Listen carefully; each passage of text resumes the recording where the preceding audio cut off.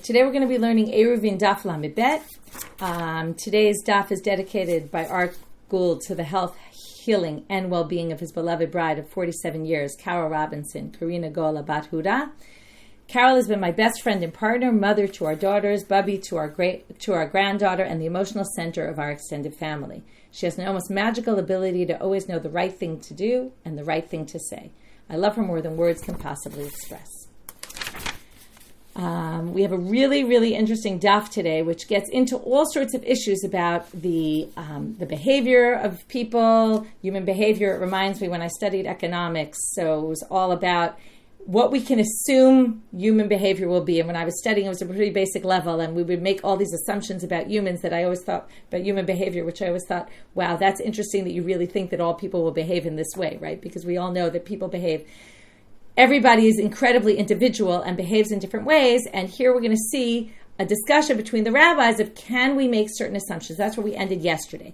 If you send, remember we had the funny case where you sent with an elephant or a monkey, you sent your eruv to give to somebody else. So we can assume they gave it because you watch them give it. But how do we know that the shaliach is actually going to do what the shaliach is supposed to do?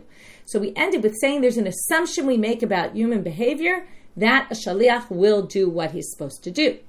So now we're going to have a debate about this. Okay, there's a sheet for today. If someone wants to put it up in the chat, it's on the site. Amar Rav Nachman, B'shel Torah en chazaka shaliach oseh shlichuto. Rav Nachman says, well, we can hold by this assumption, but since we're not exactly sure that people will really do what they're supposed to do, that if you send a messenger, the messenger for sure will do it. We don't really know. So when it comes to something by Torah law, we're going to say basically, no, we're not going to allow it by Torah law for something that relates to the Torah, because we have to be more stringent when it comes to Torah, and you can't necessarily assume that it's done. But b'shel sofrim, but when it comes to D'Rabbanan, which we're more lenient about, we can say chazaka shaliach oseh shlichuto. So Rav Nachman says it all depends whether it's a Torah law you're talking about or a D'Rabbanan. If you wanted to do something by Torah law, can't rely on it. By rabbinic law, yes, you can rely on it. Because he basically, the assumption is that he's not exactly sure whether or not the shaliach will actually do it. We can make an assumption, but it's just an assumption. Rav Sheshet amar echad zeh v'echad zeh chazaka. Doesn't make a difference either which way we view this as. There's a chazaka. Shaliach oseh shlichuto. Chazaka means we make an assumption. It's likely it's going to happen. And therefore he says also by Torah law. The structure for the next section is going to basically be, first, we're going to have three proofs for Rav Sheshet. He's going to prove it from three tannaitic sources. We're going to have, after the first one, we're going to swap it, and each time we're going to have to say, what does the other person respond? Okay, if we're proving to Rav Sheshet, then we're going to have to say, how does Rav Nachman read that source according to his approach? And this first one, we're going to actually reverse it and say, well, there's another version that says that we're going to do the mirror image of the sugya and say, really, Rav Nachman brought it as proof, and then Rav Sheshet has to answer how he reads that source.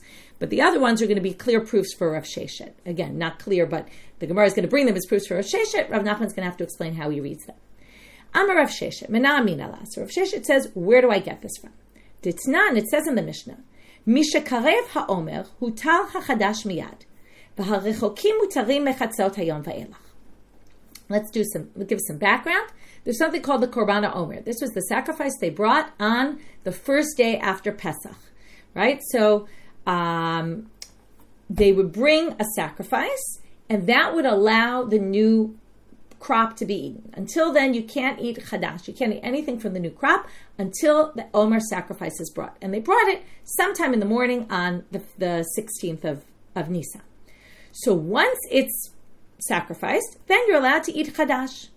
However, they say, what if most people aren't right near the Beit HaMikdash? They're in their house. They don't know what's going on. This is, by the way, very similar to Rosh Hashanah. In the days when they decided when the first day of the month was going to be, all the other holidays we had time to get some information about. That's why all the other holidays are only one day in Israel.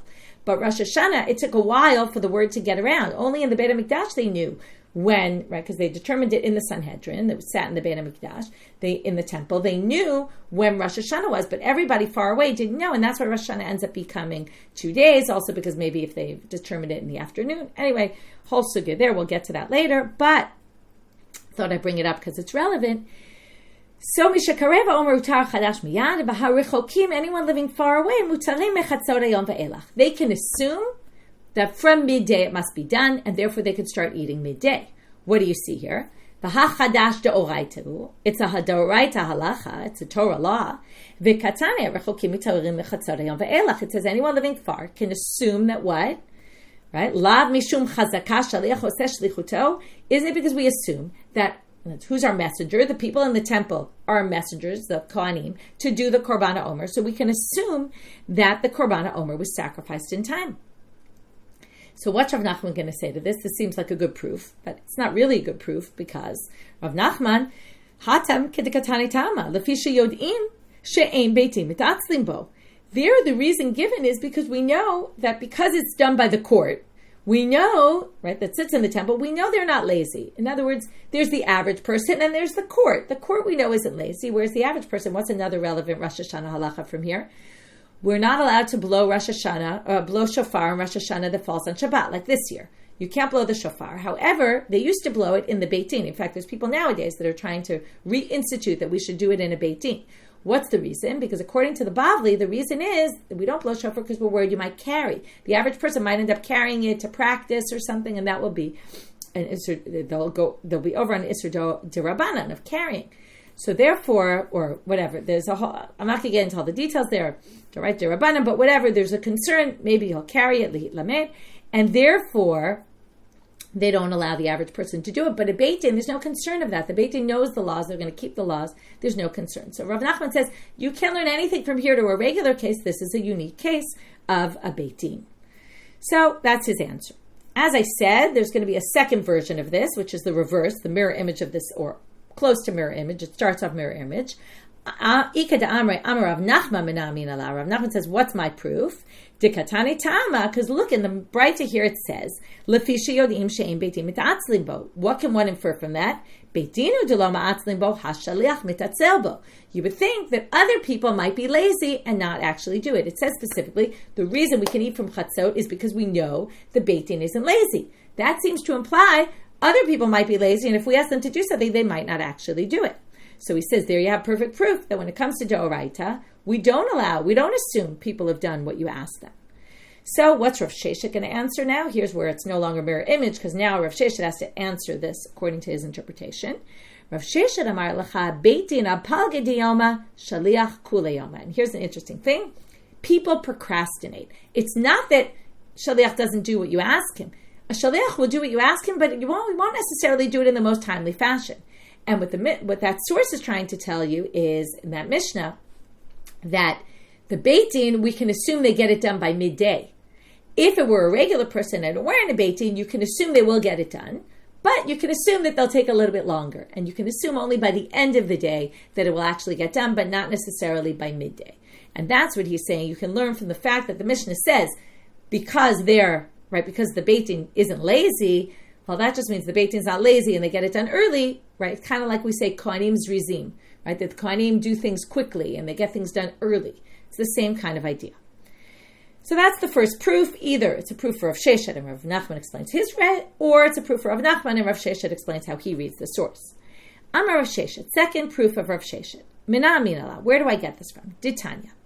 Haisha sheyesh aleha leida oziva. Okay, we need some background. There's a woman who gives birth or has a zava discharge. She's supposed to bring, if she's a zava gdola and it happens for 3 days, it's a bloody discharge. It's not connected to her normal time of menstruation. She has to bring a sacrifice, 2 birds. Generally, she brought the 2 birds. Also, a Yoledet can bring an animal, but we're not going to get into that. We're talking about if they bring birds. A pair of birds, one for Olah, one for Chatat, one is a burnt offering, one is a sin offering. What happens? So she doesn't actually buy birds and bring them to the temple. Often when it was a sacrifice, people would bring their own animal to the temple. They would buy an animal, sanctify it. When it comes to the birds, they would put the money in these kupot. They were kupot, like stucco boxes. Okay, we're going to learn now they were shaped like a shofar, another connection to Rosh Hashanah. Really not connected except for that it's a shofar. What does it mean they were shaped like a shofar? They were narrower at the top, wider at the bottom, and they were bent over. And what was the reason? So the people wouldn't steal money from the temple. They had all these kupot that people would put money in for various things. We'll learn all about this in Shkalim. There were 13 and what each one was for. But there were ones that were designated for the kinim, for these what they're called kinim, which are nests, birds' nests, but they were meant for these pairs of birds at the wind. There's a whole masechet kinim, if anyone remembers from the first cycle, if you learn the mishnayot of kinim are part of the daf yomi cycle, and we learn the mishnayot, they're quite complicated.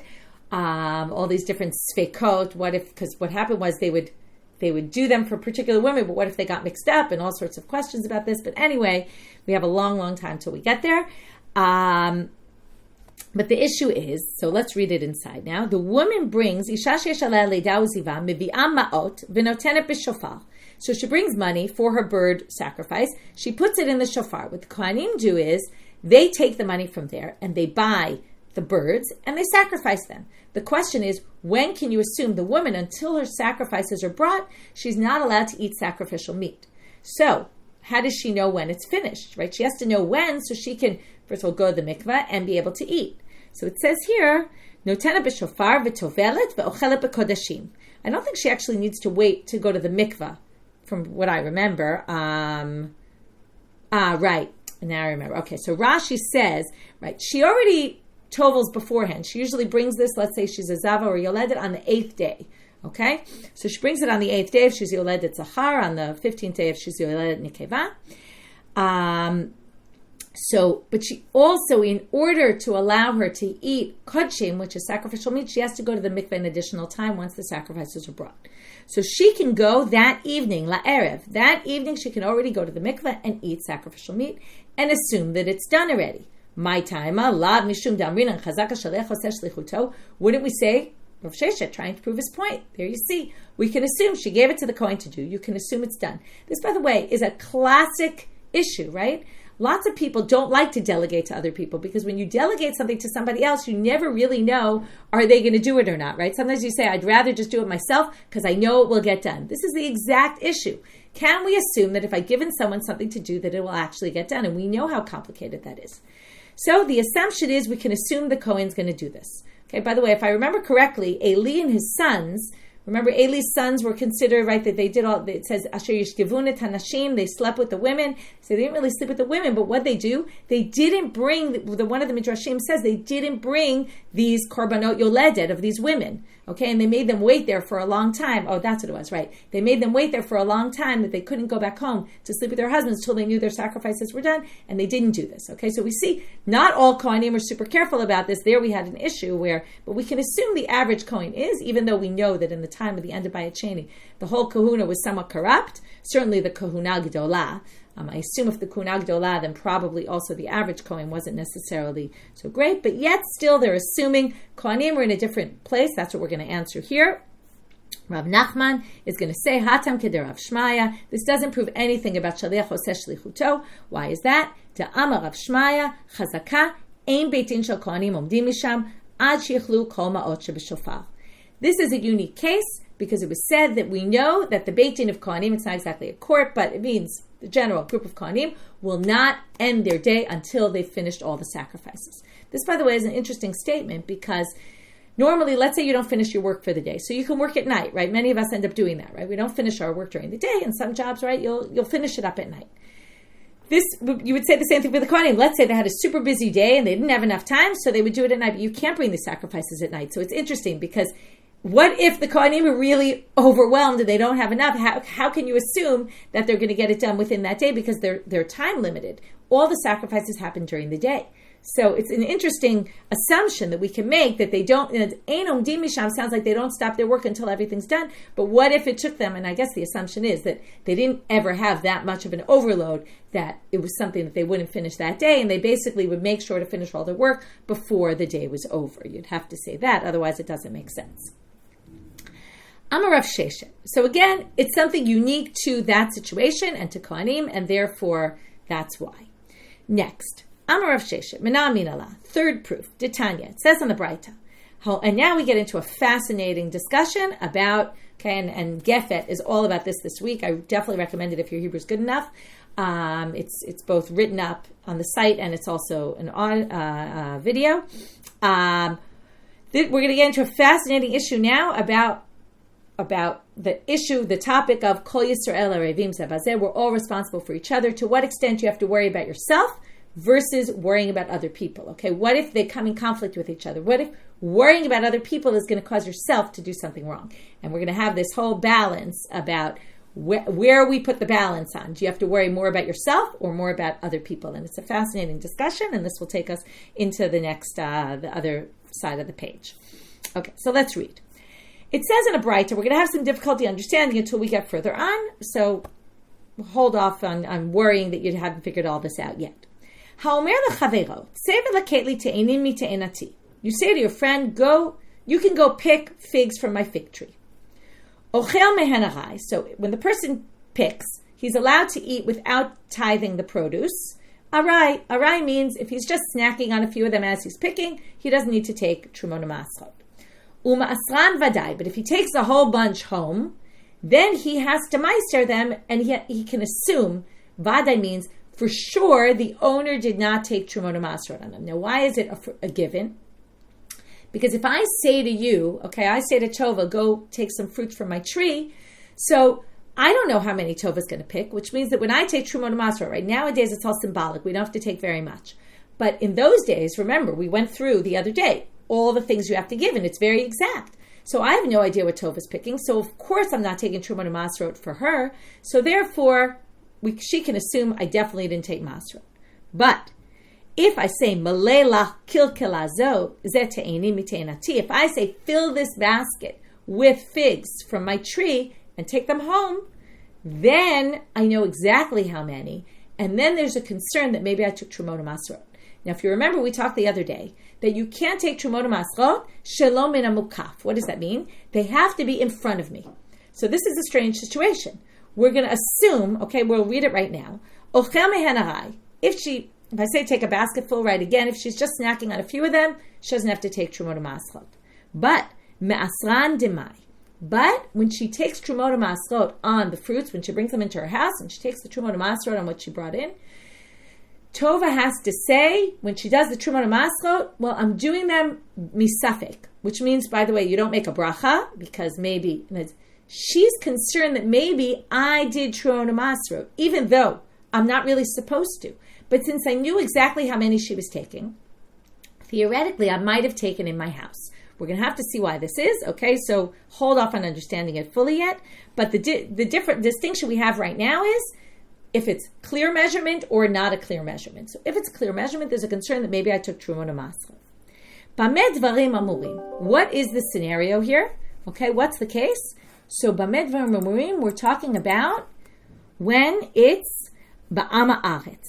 If it's an Am Haaretz, aval bechaver, so who's the Am Haaretz? So there's going to be a bit of a debate about this later. Rashi now just says, let's assume, shanoten Am Haaretzu. And I'm not worried about lifnei iver. She has to take it to mine because I'm an Am Haaretz. So because I'm an Am Haaretz, maybe I took, maybe I didn't. Aval bechaver, ochel ve'eno tzarich la'aser. If I'm a chaver, then she doesn't need to be ma'aser, because now we're going to get into, obviously I took trumot u'maasrot. Divrei Rebbi. Rabban Shimon ben Gamliel omer bameh dvarim amurim ba'am haaretz. No, it's all if it's an am haaretz. Aval bechaver eino ochel ad sheyaser. But if it was a chaver, then forget. It's not that I for sure took masrot. It's the opposite. I for sure didn't take masrot. Lefi shelo nechshadu chaverim litchom shalom min hamukaf. Chavirim, like me, I know the halacha, and I know that I can't take trumot u'maasrot on fruits that aren't in front of me. If I'm an Am Haaretz, then maybe I did, because I'm not so careful about that halacha. And therefore, masran demai. But if I'm a chaver, then we're going to say that for sure I didn't take trumot u'maasrot because I know that I can't take trumot u'maasrot if they're not in front of me, and therefore there's no concern that I did anything. So now, don't worry, again, we're just getting started. We're going to have to understand this even more in detail as we go on, because we've only established who I am. We haven't established who you are. Are you a chaver? Are you an Am Haaretz? What's the situation? So I'm a Rebbi. Nir'im dvarai midivrei Abba. Rebbi says, I seem to have the right answer. Mutav sheyachshadu chaverim litchom shalom min hamukaf. Here's the fascinating line. V'lo ya'achilu la'ameh haaretz tvalim. He says, better that I should basically, if I'm stuck in this situation, Now we're assuming I'm giving to an Ama Aretz. Okay, you're an Ama Aretz. So Tova, sorry to insult you, but you're an Ama Aretz. You don't keep halacha so much. I'm concerned that if I give you these fruits, now on the one hand, I'm stuck because I'm going to have to take fruits from my house and take Trumot Masrot on the stuff you took when they're not in front of me anymore, which I'm not really supposed to do. However, on the other hand, I'm worried. This is what we call lifnei iver lo titei mechshol. You took my fruits, and if you have my fruits and I didn't tithe the produce and you didn't, I feel responsible that you're going to end up eating untithed produce. So I'd rather take Trumot Masrot, and therefore, you're left with having tithed produce. So I'm worried about you, and this is where we say Kol Yisrael Eruvin Zeh is more important than and here it's fascinating because normally we say Lifnei Ver Lo Titei Mechshol, so we have to do things to make sure people don't put a stumbling block in front of a blind person, meaning make sure you're not causing someone else to sin. But here, to prevent someone else from sinning, you actually have to do something wrong. You have to take Trumot Masrot, Shalom and Amukaf, which is a fascinating thing. Again, the discussion in Gefet, they go into this Machloket Rashi Tosfot. Is it an Isser D'Rabbanan? Is it an Isser D'Oraita? Shalom and Amukaf, which affects then, is it, or maybe within D'Oraita there's less or more. In other words, there's lighter mitzvot and more severe mitzvot, and maybe we even though we normally say you have to be makpid on all of them, even a mitzvah kala, but maybe in this case where there's a pulling in different directions, so maybe that comes into consideration. There's a ton of depth in the sugya. Fortunately, we won't get into everything, but I'll kind of mention things generally. Okay, so that's what he basically says. Now, what does this have to do with our situation? Well, remember, Rav Sheshet was trying to prove chazakah shaliach oseh shlichuto. So now they say like this. So let's go zoom out now. Ad kan lo plige ela demar savar nechshadu umar savar lo nechshadu. The whole issue is, do we assume that Rashbag says, no way will I take truma, shalom and amukaf, if it's not in front of me. So there's no way. Whereas Rebbe thinks, no, I should take min amukaf in order to prevent you from eating non-tithed produce. So, but kule ama chazaka shalech oseh shlichuto. Everyone agrees that I will do what I'm supposed to do. It's just a matter of I may not because there's something else pulling me away. But theoretically, if there were no other issues pulling at me, everyone would agree that I would end up doing the Trumot Masrot if I could. So, therefore, don't you see, Shalech oseh shlichuto.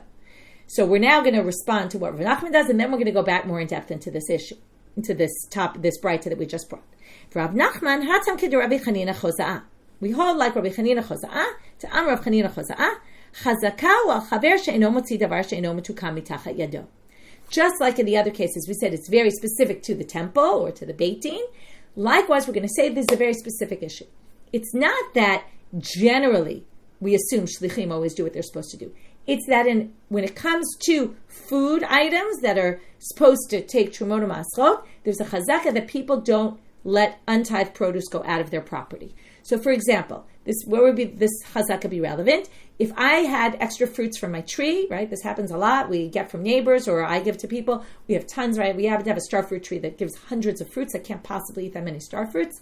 So we give them to our friends. Now, when they get it, theoretically, I try to tell them, we took the Trumot Masrot, but if I didn't tell them, they can assume that I did it, because that's the chazaka that he's talking about. One can make an assumption again, okay, that if I'm a chaver and I keep halacha, then that I would never let anything eno metukan. Eno metukan means that it wasn't, that you didn't tithe the produce.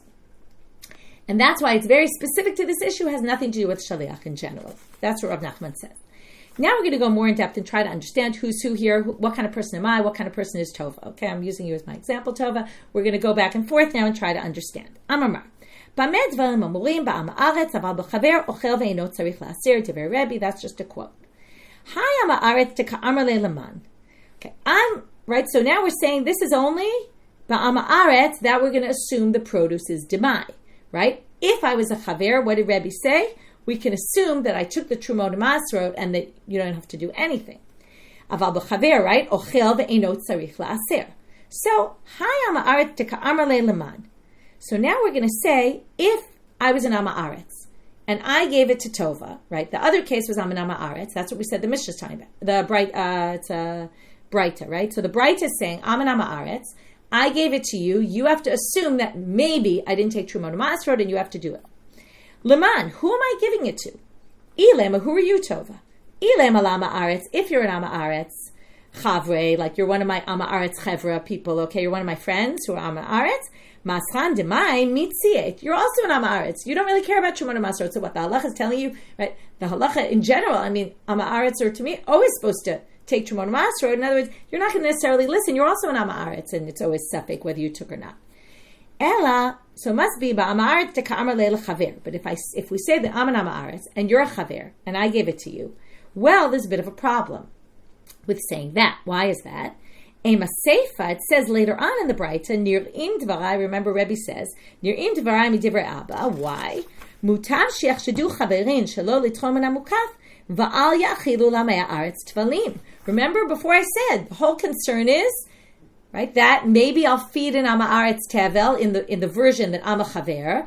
I want to make sure that you don't eat untithed produce, so you're an ama aretz. You're the ama aretz also. So how do we say this? So ma bayatam, right? So Amar Ravina, he's going to say, there's two different cases here. Reisha ba'ama aretz shamar lechaver. The first part is talking about the ama aretz that said to a chaver. In other words, when we said the case is I'm an ama aretz, I gave it to a chaver. That's why you have to treat it as demai. That's the reisha. And then the Seifa, when Rebbe says, by the way, I did this wrong on the sheet. I'll fix it before I put it back up online.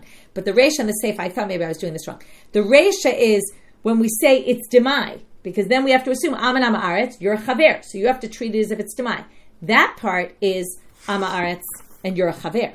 But the Seifa, when Rebbe says, right, that in the case where he talks about, he says, remember, we're going to assume that I did it vadai in a different case, right? That's in the case where I'm a chaver and you're an ama aretz, okay? But now, what are we going to say here?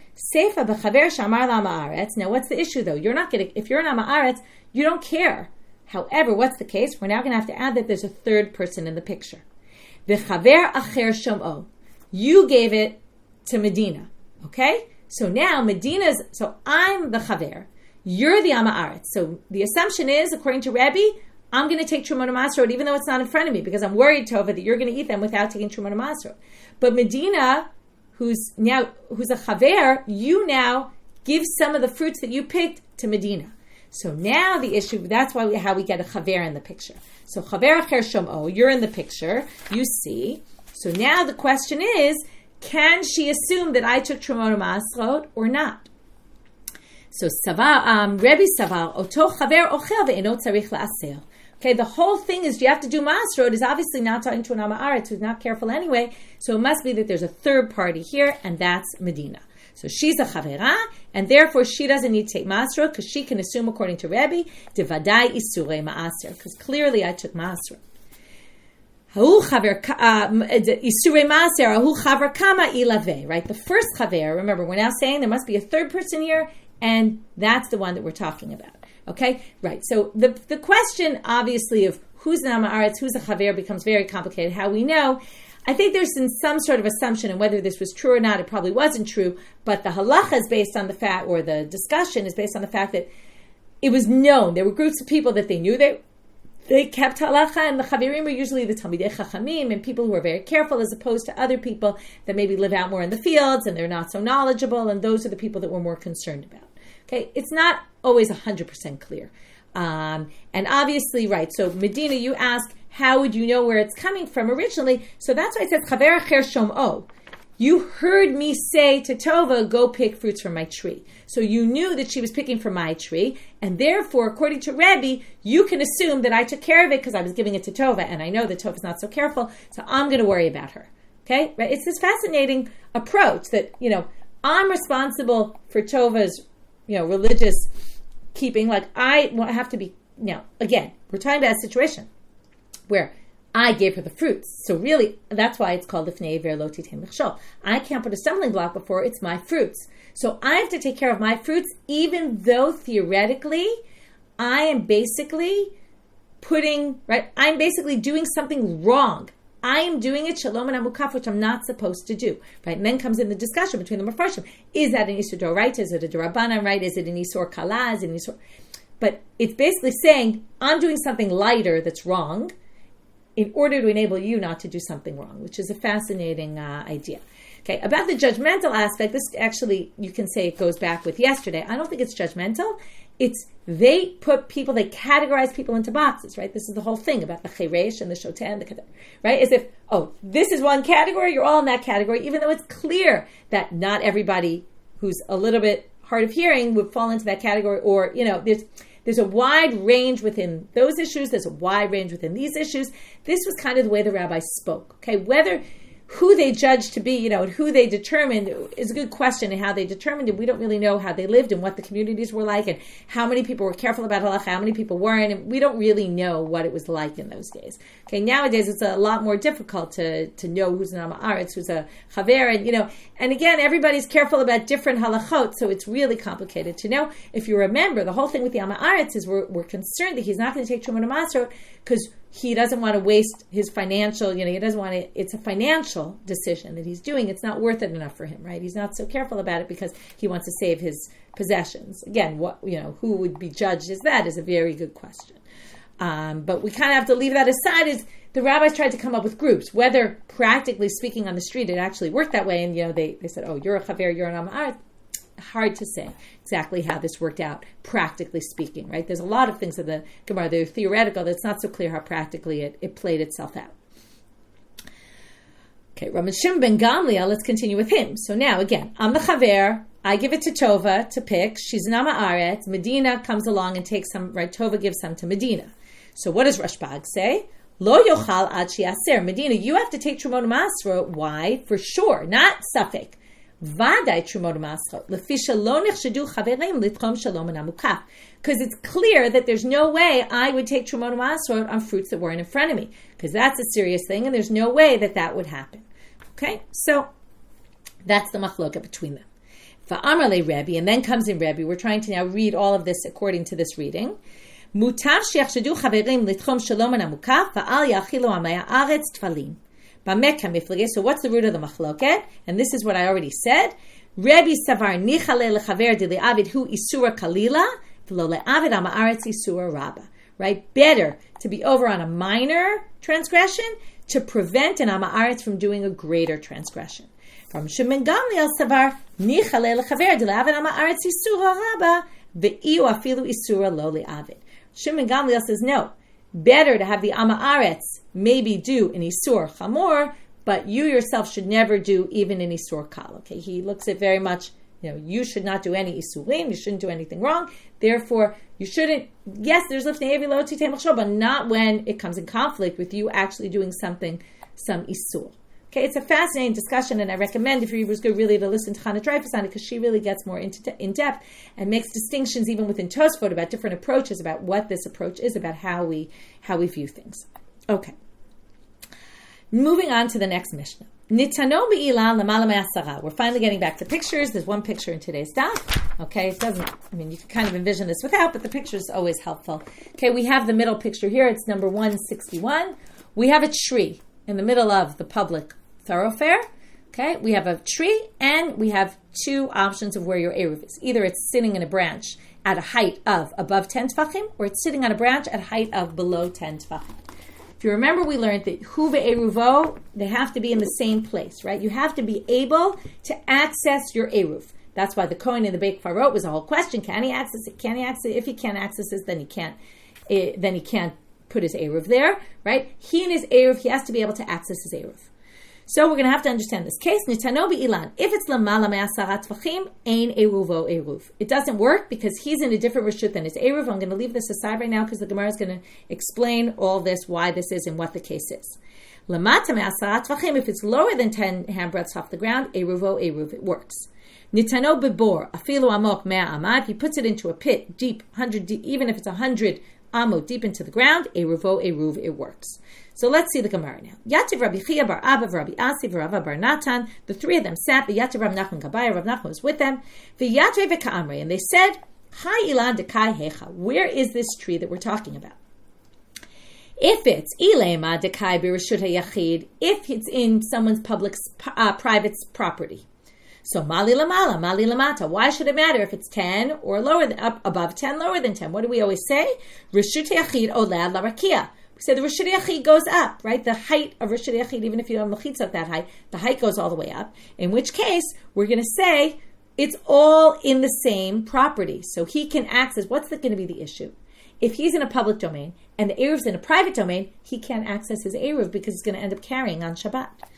So, ve'ela, it must be dekai b'reshut harabim, demitkaven lishbot hecha. So it must be he's standing in reshut harabim. Now, there's two options. If you're standing in reshut harabim, and he puts his eruv in this tree. Now we're going to assume the tree is 4 tefachim wide, 10 tefachim tall. What do we call that? A private domain within a public space. So if that's the case, well, the question is, when he put it in the tree, he's standing in reshut harabim when he puts his eruv there. He could have one of two options now. He could say, I want my space to be right here where I'm standing in the public domain. Or he could say, I want my space for Shabbat to be in this tree in the private domain. So, obviously, if he says, "Demitkaven lishbot hecha," where is he intending to say, this is the place I want to be on Shabbat? If he's saying, I want the top, where I'm putting my food, exactly that spot to be, where my eruv is, right? Where I'm going to be for Shabbat, then huva eruv makom achadu, then that would be totally fine, and it's not a problem. So it can't be that that's the Mishnah. Ellen, it's kaven lishbot lemata. Must be, he's saying, this is my spot on the ground. I want to be in this spot right here in Reshut Eruvin is where I want to konesh shvita, where I want it to be my space for Shabbat. And then, again, then the Mishnah splits into two. Either I put it on the tree, like that picture showed, at a height of above 10 tefachim, which means my eruv is now in a private domain. I want to be in a public domain for Shabbat, and my eruv is in the private. I can't carry from one to the other, right? I can't carry from here. So it's a problem. Or you say, right, that if it's lamata, well, then it's still in my domain, because under 10 tefachim is not going to be Reshut Yachid, and therefore we're going to say, if it's under 10 tefachim, then it's going to be okay. So now they say, well, now there's a separate problem. Under 10 tefachim, we say it's okay. Well, then they say, hakam ishtamish be'ilan, there's a separate problem. It's a source from rabbinic law to use a tree for anything on Shabbat, because you might end up pulling a branch off or something. Remember we saw about the sukkah that's attached to the tree is a problem. So what do they say? So la'olam dekai b'reshut harabim v'nizkaven lishbot lamata. It really is what we just said. But you'd have to say v'Rebbi hi da'amar kol davar shu mishum shvut lo gazru alav ben hashmashot. Anything that's forbidden because of a shvut, d'Rabbanan, is allowed ben hashmashot. We saw the opposite opinion the other day. But we say here, anything that's forbidden mishum shvut, lo gazru alav ben hashmashot, is allowed ben hashmashot, which means you can't access this eruv when it's, right, you meant to be in Reshut Harabim. Your eruv is in Reshut Harabim, that's fine, or it's in this tree. It's actually a karmelit, because it's less than 10 tefachim and 4 by 4 wide. It's in a karmelit, which by doraita law is okay. And you're not using the tree. Well, you are using the tree, but we're not worried about that because that's a d'Rabbanan, and as long as ben hashmasha you can access it, even though later on you won't be able to access it, that we say is fine. Okay, so now, Amalu Rav Nachman. We saw the other opinion that they were gozer on shvut ben hashmasha, right? There's a debate about this issue. Rav Nachman. Yaisher. So Rav Nachman says this is the explanation those rabbis brought to the Mishnah, and he says, that's a good explanation to the Mishnah. V'chein Amar Shmuel, and Shmuel said the same thing. So now there becomes this strange line. The rabbis say to him, Amrule, Pitiru tabak kule hai. Did you spend so much time thinking about this that you got to this agreement that we're right about what we said, that that's the right answer? Inu nami. So then they say, what do you mean, did you think about it so much that you got to this? What kind of a question is that? Inu nami hakapatre ba. In other words, they understood the question as if they're questioning Rav Nachman, do you really think this is the way the Mishnah is? But they themselves said that that's the way the Mishnah is. So, what's this question? Elahachi amrele. What they said to him was, Kvi'utele b'gemara. Are you going to say, this is the Masoret that we have about? In other words, do you agree so much that you're going to establish this as the generally accepted way of understanding this Mishnah? So, amrelehu, in. He says to them, yes. This is the generally established way to read the Mishnah, like you said. Itmarnami, and furthermore, it was said, Amar Rav Nachman Amar Shmuel, Hacha bi'ilan ha'omed b'reshut harabim askinan gavoa 10 v'rachav 4 v'nitzkaven lishpot lemata v'Rebbi hi da'amar kol davar shu mishum shvut lo gazru alei ben hashmashot. And they basically explain the Mishnah. Again, the Mishnah is, I'm standing in Reshut Harabim, the tree, I put it in lower than 10 tefachim, that's considered still ani ve'eruvi, we're in the same space. And then we're going to have to say, like Rebbe, that since it's in a tree, we're not worried I'm going to use the tree because we're not worried about any Isurei Rabbanan during Ben Hashmashot. We don't have to worry about that. Okay, last thing for today. Rava adds this very interesting thing. Like I said, today's stuff is full of very interesting assumptions and ways of seeing things that you might not have thought before. Here he comes and he says that by eruv techumim, we now have something new, which is if you have a city, and then there's the outskirts of the city, and assuming the city has a wall, it seems like, the whole city, we're going to say, for purposes of eruv techumim, and this is why we say you can walk 2,000 amma not from your house, but from outside your city, and even outside the walls, within 70 and 2/3 amma, which is what we said, if you put up borganim every 70 and 2/3 amma away, it's still considered within the city. That's called the iburav, the ear. It's right from the word pregnant, right? The way the city juts out, and it's still part of the city. All of that space we're going to view to a certain extent as a private domain. Okay? Now remember, private domain goes up all the way up. So comes Rav and he says, I'm narrowing this Mishnah. Lo shanu ela bi'ilan ha'omed chutz li'ibura shel ir. We're only talking about a tree that's outside the city limits and even the extra part of the city. Why? Aval ilan ha'omed b'toch ibura shel ir afilu lamala me'asara, even if it's higher than 10. Harei ze eruv. Why? Now you have to be careful. This is only for the purposes of eruv techumim and not for carrying in general. When it comes to carrying, we learned all those laws in Shabbat. This isn't going to change that. Above 10 tefachim is a makom p'tur. Remember, in the middle of Rishut Rabim, and if it's Rishut, all that is true for carrying.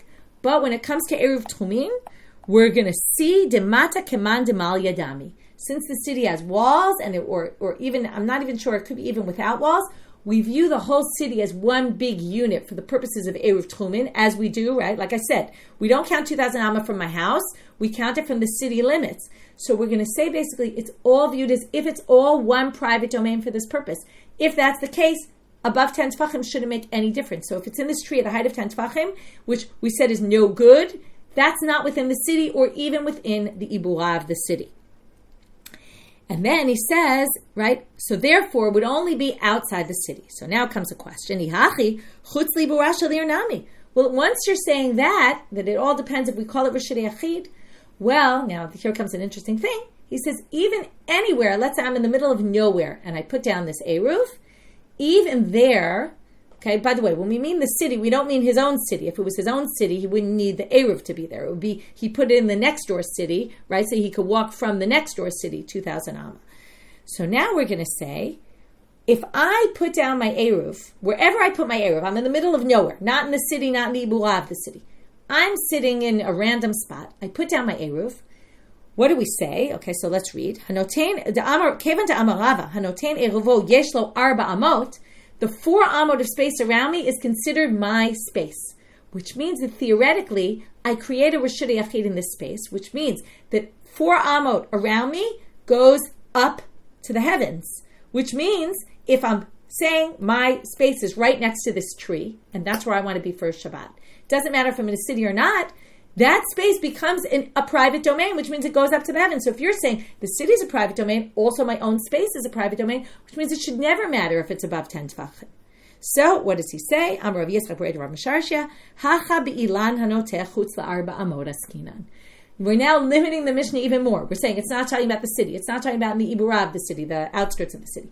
And not only that, but even if I do it in the middle of nowhere, and I put down my tree, it's only when the tree juts out beyond my 4 amot, and the tree, the branch that I put it on, is outside the 4 amot where I'm standing, where the base of the tree is. Because we're basically saying I'm koneh the base of the tree, and it would have to be that it's outside the 4 amot, and that's why 10 tefachim makes a difference.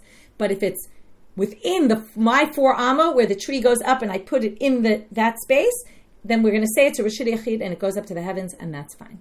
Okay, we're going to end with that today. We're going to have to explain this a little bit better tomorrow. It's going to go into tomorrow's daf. So like I said, today was an interesting daf where we saw all sorts of things about human behavior, about how seriously do we take lifnei iver lo titein mechshol, even if it means I have to do something wrong. And then we had this issue of, right, what do we define as space? And how do we take a space, right, and we say the city, even though it's a public domain, for certain purposes we can view it as if it's a private domain. And then, by the way, when they say it's as if it's full, they say because it's full of people and full of buildings, and therefore the whole height thing is not really relevant when it comes to eruv techumim. Okay, so those are a lot of things to think about and a lot of interesting things to go more in depth if you have the time about this stuff. Have a great day.